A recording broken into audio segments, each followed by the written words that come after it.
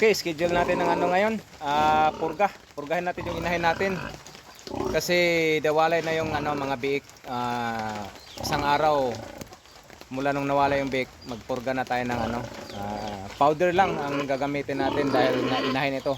Pero pag biik, gagamit tayo ng ano, injectable. So ito, isang sachet sa isang inahin.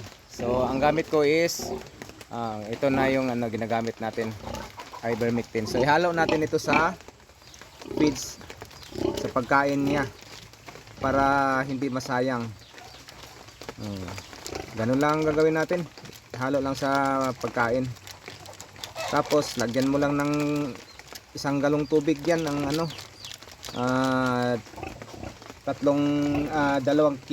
dalawat kalahating feeds, 2.5 kilo. So lagyan natin ng